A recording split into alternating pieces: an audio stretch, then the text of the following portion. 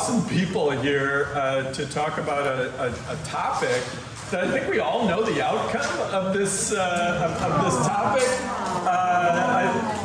Nobody. Anyway, we're gonna find out. Yeah, second and so here's who's going to weigh in. We've got Deanna Spehn, the co-founder of the Tierra Times, which just closed its doors, and as a resident of Tierra Santa and a neighbor of Deanna's, that was a sad day. And we've got after 45 years. 45 years of her putting out that paper. And Wendy Warren, who comes to us from NBC San Diego, she also has a background in print and in a variety of different media. Scott Lewis, who is one of the founding, aren't you and Andrew, you're the original employee. I was an early employee, not founder. Not the founder, but one of the original. 17 years ago. Okay, a voice of San Diego, and to my knowledge, they have never been a print organization, so we're going to find out why you're even here. I do print an annual schools guide. A school, yeah, okay, they print an annual schools guide. All right.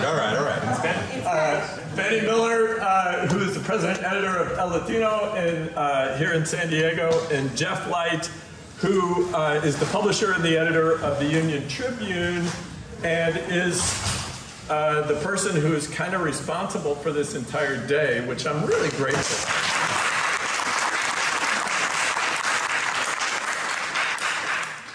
So I think what this panel is actually about, it isn't just the future of print, it's what's the best way in today's world of getting verified, trustworthy information into the hands, the eyes, the minds of our readers, viewers, audiences. What's the best way to do that?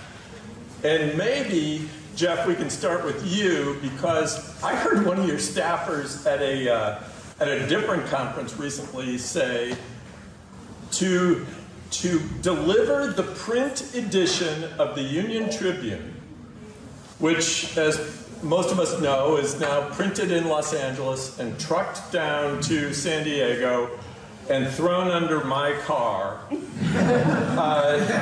To do that every day, the drivers cover 13,000 miles every single day. So with the cost of newsprint, the cost of ink, the cost of gas, what's the future of print, Jeff? Well, that was a great introduction. So first, that 13,000 miles is really very little of it is the 180 miles from LA to San Diego. Exactly. The 13,000 miles is driving around everybody's house. Right. And by the way, for those of you who know these numbers, the circumference of the globe is 24,000 miles. So think about that. Every day, driving halfway around the globe just for the UT. Right. So, yeah, the economics of print, the carbon footprint of print, the cost of gas, the shortage of labor, the collapse of the printing industry, something that's happening in San Diego right now.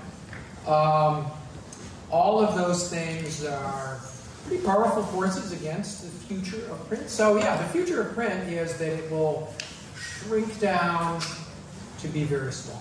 Now, like I would say for our outlet, the Union-Tribune, in the future the Union-Tribune is likely to be a Sunday print product and a digital product during the week. And you can see this happening in different cities, right? Right. You went and looked. Right. That's what's happening, in America already. So that's a pretty important thing that's going on. I like these. Yeah. So let's go right to Scott though. You've never had a print product, and other than the annual voter's guide. School. Yeah. NBC hasn't had one. But at least Wendy has been in the print. Yeah. Well, okay, so you bypassed print when Voice of San Diego started because you could see this coming, right? Well, I was just looking for a job. But,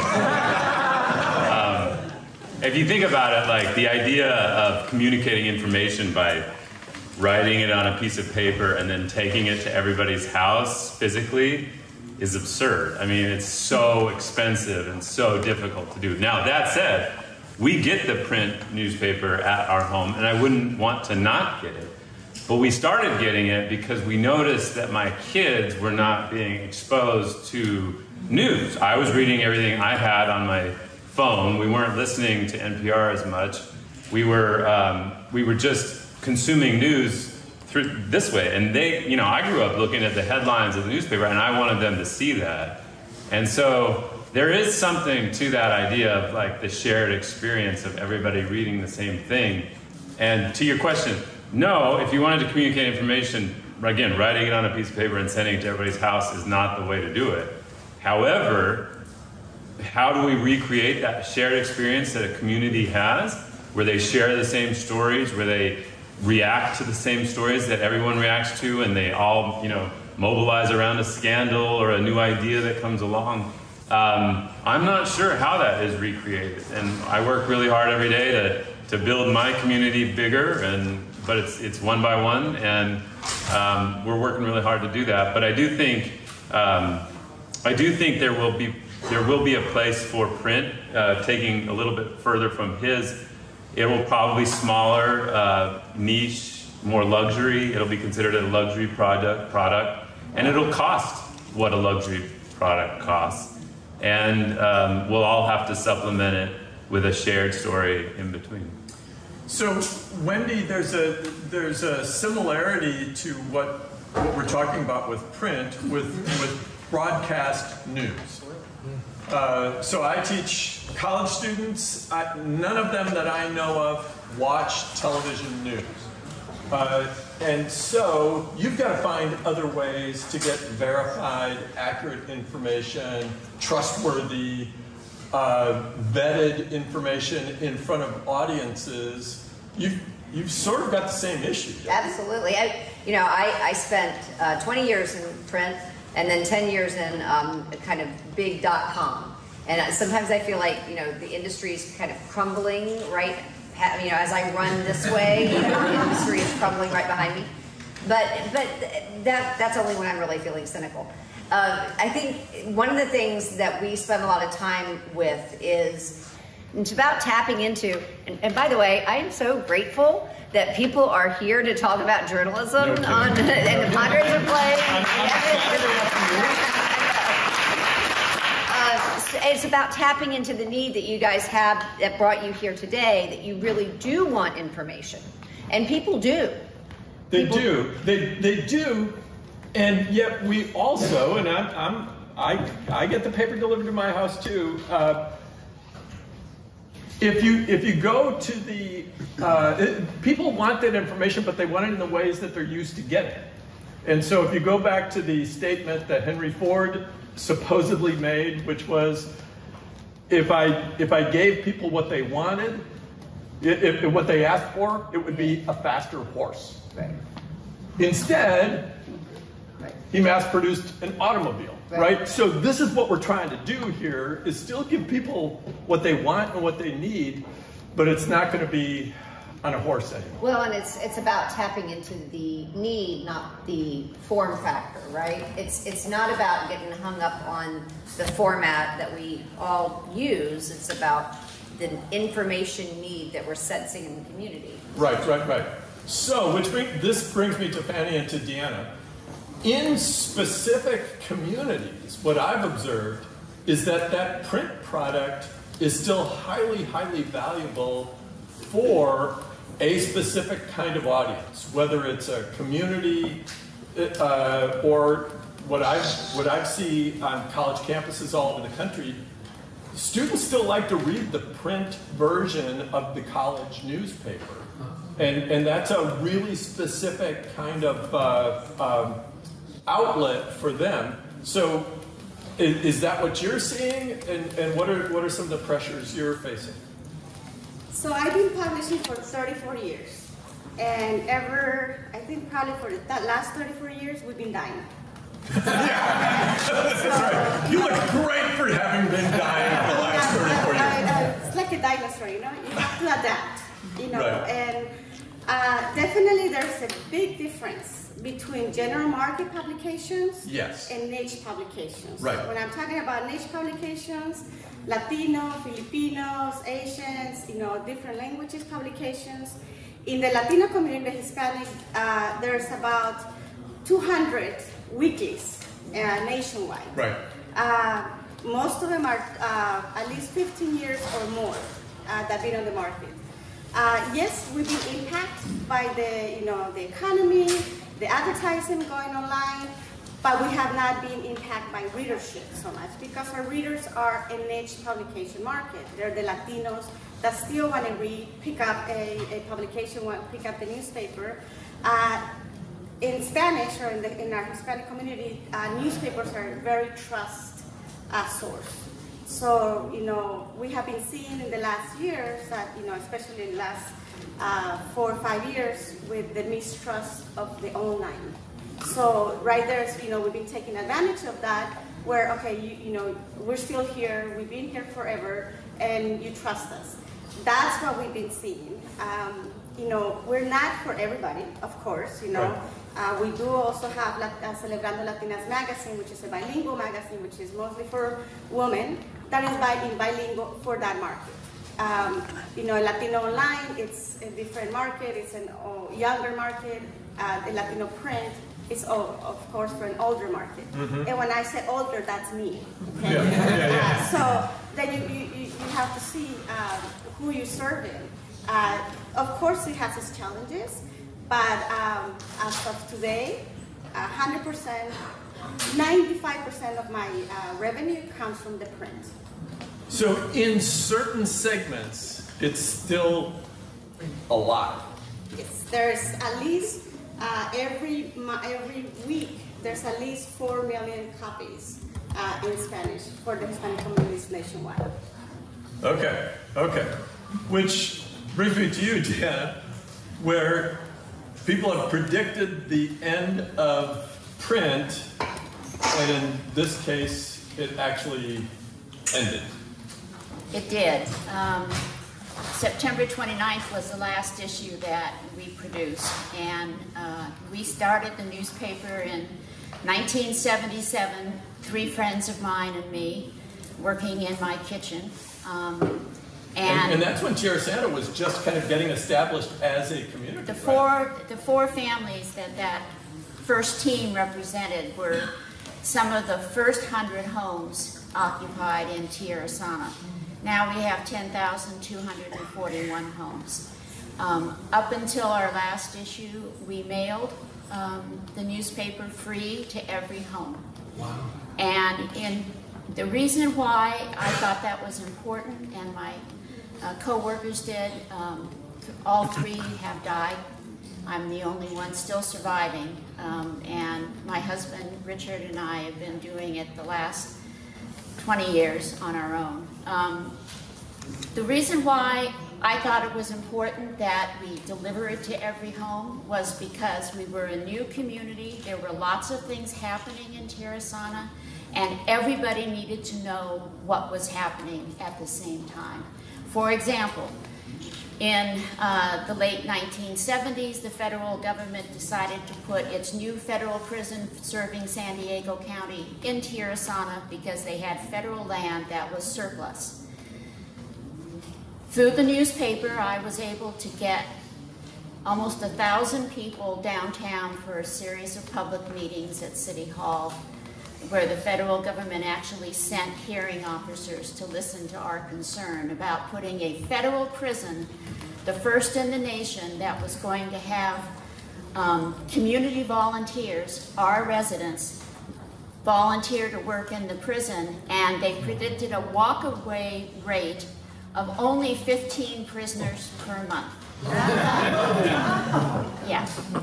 And so we convinced them that that was not a good idea, and they took that prison and put it in downtown San Diego. It's that big 20-story red brick building right in downtown, and that's why that's there. And the property that they were going to use for the federal prison became a large portion of Mission Trails Regional Park, which is probably one of the more popular open space areas in our county, in the state actually. Lots of visitors. It's such a testimony to what news and information can do. And I will say, and I realize I have a conflict of interest here because I'm a resident of Tierra Santa, read the Tierra Times every other week when it came in my mailbox. It was a place everybody in the neighborhood rallied around. You wanted your kid's picture in that paper, from the Little League stuff, from the Girl Scout stuff, everything that was in there. You wanted that. It was such a community bonding experience. So, just like what you were talking about, Fanny, there's this kind of niche that says print still has a place, and people still kind of rally around it. We printed 1,000 extra copies per issue and put them in the local stores so that the public could come pick them up and mail them to grandparents. Right. So this has also been my observation, again, with high schools, colleges, with the papers. But on a broader scale, Jeff, let's go back to you for a second. Recently, you've declared these print holidays at the Union-Tribune. So on certain holidays, if you want the news, you go online. Yeah. How have those worked out from a community response standpoint? Yeah, pretty good actually. So let me get back to that in just a second. Yeah. Like, one of the things I think that we're talking about here that's important is sort of like print is inherently, as a business, a local product. Yeah. Because the way it works, it's physical. It's a child of the analog world. You print it and drive it down the street. Right. So, of course, there are national publications, not very many. Like, of all the print money that's made through the print era, almost all that money was made locally. And that's actually the numbers that Fanny was just sharing, about the Latino printers, with the Spanish language printers. Digital is inherently a global or national business, from a business perspective, Sure. right? So, like, if you're Netflix, you have this little business of mailing people a CD. And I looked at these numbers this morning. Like, Netflix did not make any money until they got beyond 6 million customers in, I think, like 1997, maybe 2007? 1997. Okay, now they have, as a streaming company, they have 220 million customers, and they make like $5 billion a year. Right, so that's the nature of digital, right? Sure. The economy of scale spreads very, very quickly, and because of the perfect competition, the money that is made is a penny at a time. The big fortune is made at giant scale. Okay, so when we're talking about the demise of the print era, that's what's going on. The print publications can't compete against platforms that can reach into their market at no incremental cost and penetrate everybody, right? So that's what's destroying the business model. So really now, when we're talking about these local institutions, right? Like typically print institutions that sit on top of how far you would drive to go to school or go shopping, an important one, or go to your job, or talk to your neighbors. That's like what that world built. And we're talking about like how do we preserve that and port that over to a digital world, right? So like Scott's group is a very early pioneer in this. Yeah. Right? We'll build something inside the digital world that is not a digital scale, it's a community scale, right? And that's why that was such an innovation and such leadership by Voice of San Diego. Okay, so to me, that's what's going on here. Now, at the UT, what we're trying to do for our customers is help them make this transition to the next era of the Union-Tribune, the next era of media, which is obviously digital media. how do we take people who are deeply interested in their community and very married to this analog format and help to acclimate them to the digital version of that. So the print holidays are not in place because we make more money on them or because it's going to make us super popular. They're there to help our customers become acclimated and also help our company become acclimated. What if we didn't have any print? Well, we know that day is coming someday. Let's get some practice in. So that's what's going on there. So 2 follow-up questions, Yeah. Jeff, and then Wendy, I'm coming after you. So when is that date coming? Of when it's going to go away? Can you give us a... Yeah, I mean, that day, I would say, is years away, but not decades away. Okay. Right? So we are in the key era, a key era in the history of the Union-Tribune. So, we could lose a day of week in a matter of years. That is all right before us. Right. Some news organizations, large newspapers, I should say, have also done, tried to work with subscribers and given away iPads to help them navigate. Okay, this is what the paper looks like in a digital format. Are you going to do that? Well, okay. So no, this is a very good question. So just some numbers, like the Sunday print delivery that comes to Scott's house and Dean's house and my house.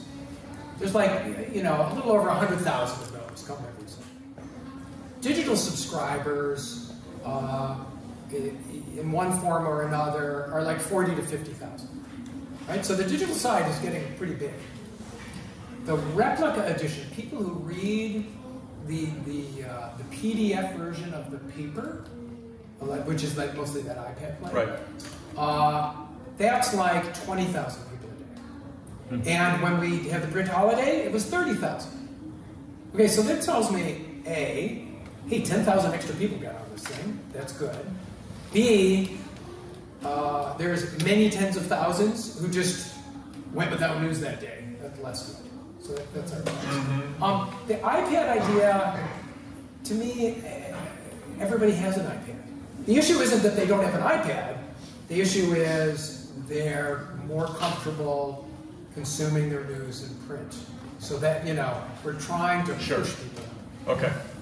So Wendy, let me shift it a little bit and ask, as you see changes in the traditional way people have received news, whether it's television news, print, whatever, are you seeing a diminishment in people's interest in news? Oh, that's a great question.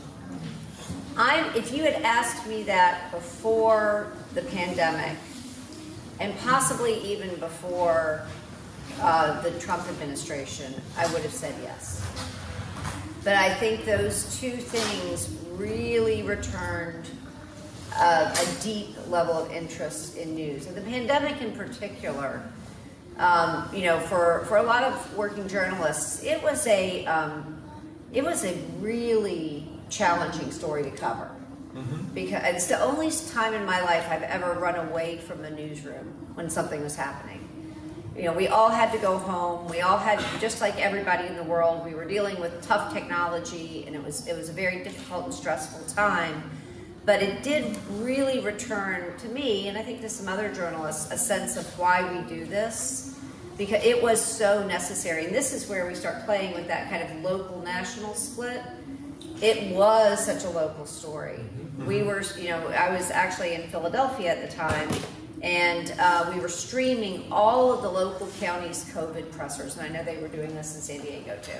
And because that is as relevant information as we could get, and we got it as quickly as we could to our audience.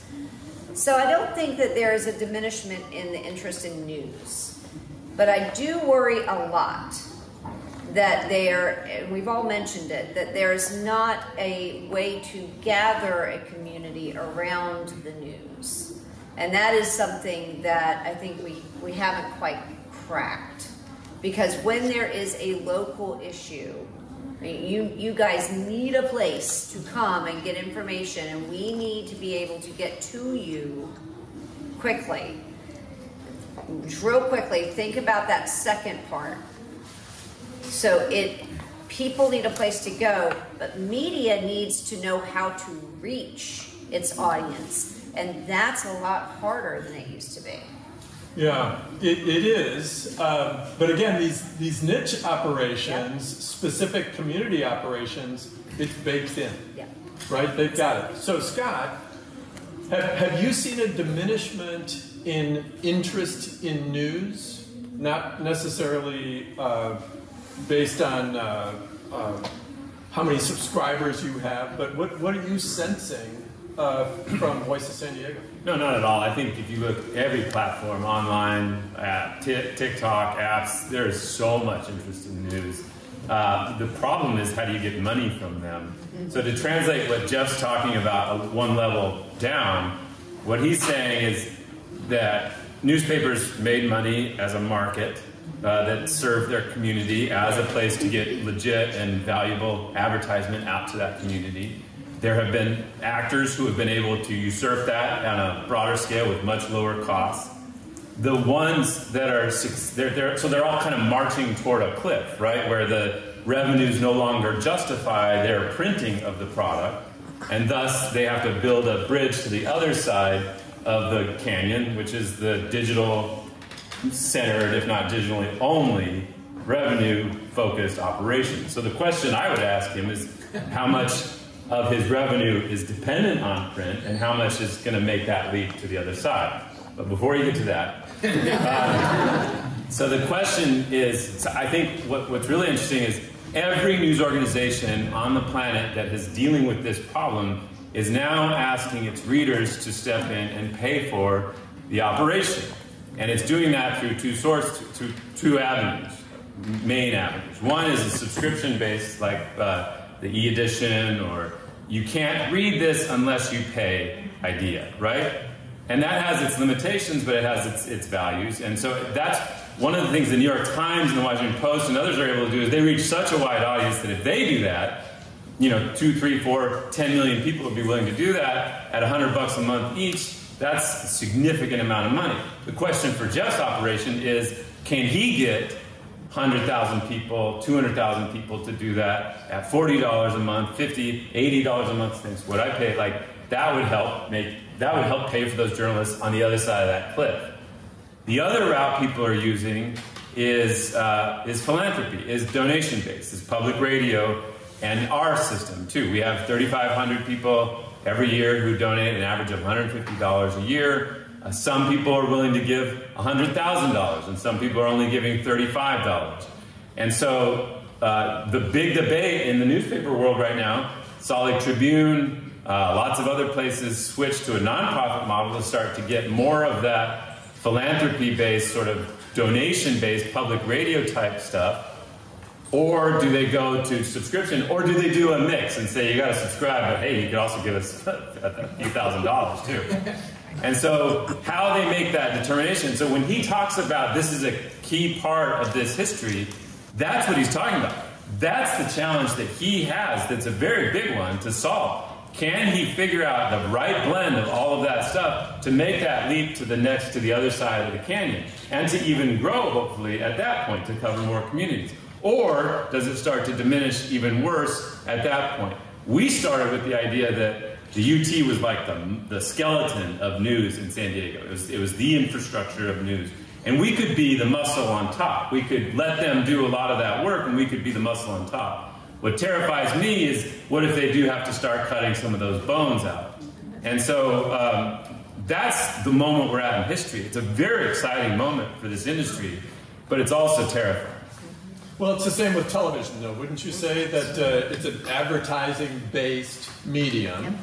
So how do you all make money if people are just picking and choosing stories or YouTube videos or whatever? And now, our version of subscribers are people who have cable bills, and part of that cable bill is actually going in the form of something called retransmission fees to broadcasters. And it's a very, very important source of revenue. But of course, how many of you have cut the cord?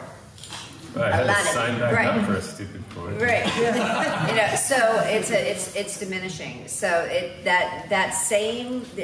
the same question no matter if you're online, if you're in print, even if you're local. It's the same question. Well, and Deanna, isn't that what finally did in the Tierra Times? You ended up personally subsidizing this paper. Yes, we made money for decades, but when COVID hit, and our local advertisers, which is really the only people who advertise in a community paper, are the businesses serving that community. When they started shutting their doors or cutting back on services, or restaurants that were only open 3 days a week instead of 7, we took a hit on advertising, and my husband and I subsidized at about $2,000 an issue for 2 years. And we also cut back on the number of issues in those 2 years. And then finally just had to say, we can't do this anymore. Yeah. So Fanny, are you just listening to this and going, it's working for us? It is. How does any of this hit you? Oh, wow. I've been listening to this, especially, in the print world, from the big ones, the New York Times, and I've been listening for years. It's always been the same song. It's, and I think I remember I went to this conference here in San Diego. It was publishers, and I think it cost like $5,000 to get in, and of course I was not going to pay $5,000, so I went as an editor, reporter. And this was probably about 10 years. The Association of Media was having their event here. And they had, this is what I call the big guys, right? The big guns. The New York Times, the USA Today, they were having this conference about what was going to happen to them, in the future. And, so I listened to them, and we went to a reception, and one of them asked me, the director of the association, so Fanny, did you learn anything? I said, yeah, I'm doing everything right. You're the one organization. Because they were going local, yeah, very, very hyper local, and they were going to start focusing on local news. And and so that's what we've been doing all along, and that's what the Hispanic publications and the niche publications do. We don't get out, even county-wise big, but we don't get out of our communities. We stick with our communities. So that makes a very big difference. Right. Talking about COVID, and you mentioned that, I know this sounds, terrible, but it was my best year. It was. For more media, people at home. No, in advertising. Oh, yeah, We had a lot of advertising, and we had to figure out a way to keep the newspaper out. The good thing is that we were on the streets, but we also went, really got the muscles to go online, and so we were like, just on steroids, that we had to catch up with the online world. Right. And we got a lot of help, because I've been involved with different associations. And so that's been the challenge, and I think that was a big eye-opener for a lot of the small minority publications that only relied on the news. We were already online, but we were not daily, hourly, with everything that was going on. So that was a learning experience, and that has changed. Now, I just want to say something about the subscriptions and the membership. Most of our Hispanic publications don't have neither one of them. And so, that's something that we're also looking into it and studying it. I have always believed that the reader, it's free to the reader. The advertiser should pay for it. But that, of course, has been changing. But I don't, for us, I don't think that we're going to go on a subscription base. We'll probably go on a donation base. Even though if we're not a nonprofit, which is, something that we're looking into. But yeah, we have been at this 35 years, will be next year, and I just would not, I have changed a few things, but you also, if you know me, I do distribution once a year, and I go and I take a route, and I know everybody else's publications, what they're doing. I keep track of the news, I consume news differently, but you just have to, like any other business, publishing, it's not easy. Right. You know, when people say publishing news is, you know, it's hard, I say, tell me a business that is not. Yeah, okay. So, yeah, please. You know, I was thinking, you guys are making me think about something, because we're talking a lot about the business models, and I do want to kind of, I don't know, shift to another topic to bring up, and that is, I think all of us are very dependent on writing. And I am going to just take a minute to talk about writing. And I know there's at least one student there, she's our wonderful intern, but if there are students in here, one thing that we've also wrestled with is how much video and how much written word is in the right mix for the next generation of news. And I do want to speak up for writing. I know this sounds funny coming from NBC, but truly, being able to read a story is an incredibly important thing. And if there are students out there, please make sure that you are thinking about writing, not just video, not just social media, it's all important, but writing is actually a foundation of communication that I don't want us to lose as we do the pivot we're talking about. Comment on that, Scott? Yeah, so I think there's something interesting happening as well. So when we started getting the print newspaper for my kids, I realized like I actually got to see and saw things I would never have seen because of the print product. Like it gave me a window to a lot of different stories that the UT had that actually I learned a lot more from, and I was able to use and actually benefited me professionally to do that. And I had to think about what that meant for a while. And what I realized is most of my news comes through a feed, most of it through Twitter. It doesn't mean Twitter's providing me, it means the UT, the Washington Post, all these places are putting their information into that feed for me. But what I realized is like that the newspaper was kind of this wide angle of a bundle of news on this one fixture, whereas what I was doing was a small angle on a sea of news that was coming through my feed in different ways. I could search out and go look, but it was a very small, literal like window. And I think all the talk about the iPad and stuff like that is trying to solve that problem. Like, how do you open it up again, except for not just for a newspaper, but for the whole world? And I don't know how we solve that in any way, but I do think the platforms, the social media platforms, are teaching us how to reconnect vast numbers of people in a way that does open up the window quite a bit. But how you actually construct local stories out of that is it's a combo of the written word on Twitter and the videos on TikTok. I did a TikTok the other day, reached like 800,000 people, like 40,000 comments or something. And it's like, I've never experienced a piece of content do that kind of work before. So it's an extraordinary moment.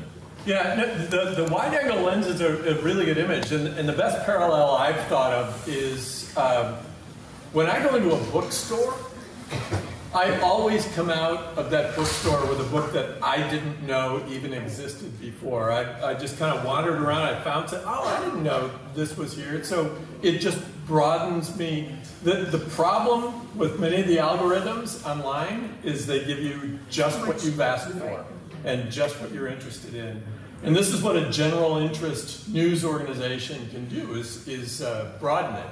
But I will say this, and this is my caution, you mentioned TikTok. When I ask students, where do they get their information? Where do they get their news? Instagram and TikTok. And so that gives us a responsibility. And Fanny, you better get on board eventually with this. Okay, all right. But I'm on TikTok. I don't think I could just do TikTok anymore. but this is, it just has to be, one of the methods that we use to get, Wendy, good writing and good coverage in front of somebody. So we've just got a couple of minutes before we have to go. I'd be interested in what some of your questions, and I'm going to start with my friend Luis. Go ahead. Thank you, Dean. Hi, I know somebody on the panel, so hi to everyone. in all that talk, I've heard a lot about platform models and revenue and all that, but I haven't heard about the readers and the human tactile feelings we get from reading a newspaper. And to Dean's point, families who will see their kid's name in the Tierra San Diego Newspaper, they're going to clip that out and frame it. It's in a scrapbook, baby. Right. So I don't think you get that. And I know Scott's a big baseball fan. Imagine 2 weeks from now, San Diego Padres winning the World Series. Do you think the player would rather be on the field celebrating, holding up a copy of the Union-Tribune that says World Champs? Do you think that they hold up an iPad at the same It's a changing world, Louise. Get on board. I guess my question is, how are readers taken into consideration, not talking from the revenue standpoint, the digital content, but what readers actually want and those who do like the printed version? Yeah, maybe that's a question for me. So, Luis, those habits and the sentiments and attachments, the thing that you hold dear. By coincidence, I'm in a listserv from this guy, Mark Reedy, who was the founder of the business school at, or maybe the real estate school at USD. So Mark is now a retired guy, and he writes these essays. And his essay, maybe last week, was about the print holiday. And so we shared some thoughts back and forth, and he's got this super highly educated group of followers, because he's a PhD, and that's that whole group. And people talked about the very things you're talking about, the shared experience, the consumable nature of that product. You can get from the top to the bottom. It's not attached to everything in the whole world. I can share it.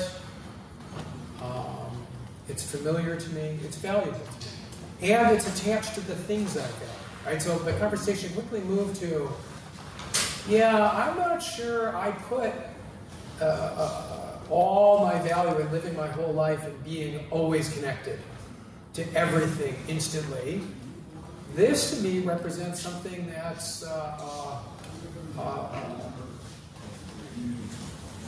something that I can approach with due consideration. Right? So that's an important value. I think we've heard a bunch of people talk about it. So yeah, obviously all those things are super important. The reason we're talking about those other things is the tides of the rules of economics are running in one direction. So I think our mission is to preserve those qualities beyond the end of the print era, rather than to say, oh my God, could we just stay in the print era? Because there will be print for sure. But the macro story, it's like the laws of physics, the laws of economics are going to bring that to an end. Can I add? Yeah, please. I think one of the most melancholic, some of the most melancholic times have been since I put out the announcement to the community that I wasn't going to be doing the paper anymore. And since then, I've received notes in the mail and emails and people stopping me at Vaughn's and saying, we don't know how we're going to live without it. And, thanking me for pictures of their kids from Little League and, the obituary for their father and the wedding picture of their granddaughter. And it's very, very meaningful. I'm sure when people come to all of us and comment on the work that we've done and the stories that we've put out, that's probably the most meaningful thing coming out of journalism. And how to continue that in this new digital age and keep those feelings interchangeable between the public and the producers of the news or the distributors, that's a big deal. It is, that sense of community and keeping those values and making it still trustworthy where we can kind of rally around it. Would you thank our panel?